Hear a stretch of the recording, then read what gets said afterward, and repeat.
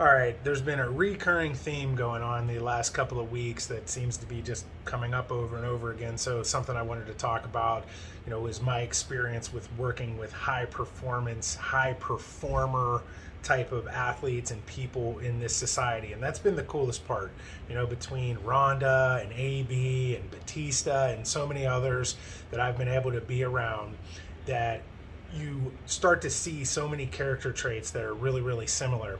And from the outside looking in, and especially when you're younger, you are just kind of amazed by these people and their abilities, and you think that they have some special superpower, and they kind of do. When you really look at, the differences between them and the rest of, of society, they are kind of like superheroes or superhuman with what they're able to do. And the one thing that they're able to do better than everybody that I've seen over the years is be consistent. And primarily what they're consistent with is doing the basics, right? And people have a tendency to wish that they could do things, or once they're able to do something, they can do it for a little while, but they're actually not able to do it for a long period of time.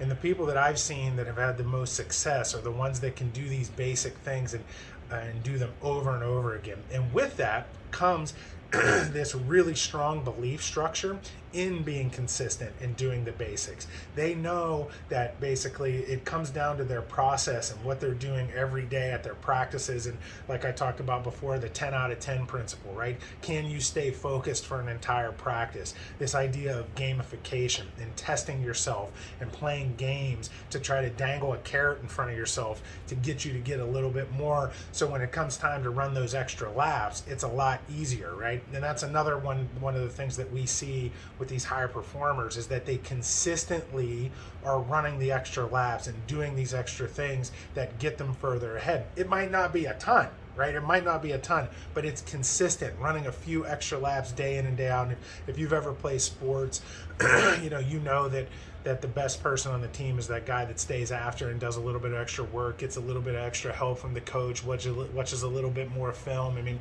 you even see that the whole way up to, Tom Brady in the NFL.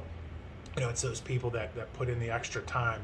And probably the other thing that, is really, it's a no-brainer when I'm going to say this, but people don't always, execute on this and do very well. And you see this with the best people, is that when things go wrong, or things aren't going your way, or things get bad, instead of throwing a hissy fit, or instead of pouting, or instead of self-sabotaging, they do something that's going to make things positive, or they neutralize that negative experience they're having. So my rule number 2 that I have is basically don't make it worse, right? So rule number 1 is do the basics, whether it's the golden rule or tying your shoes or whatever the basics are that need to be done, do the minimum.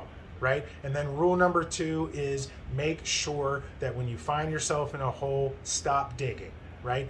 Don't make it worse. If you're in an argument with your spouse, if things didn't go your way, whatever it is, don't make it worse. And then rule number 3, when in doubt, run some extra laps, right? Find a few extra things, do the bonus work. It's going to pay off and make a huge difference.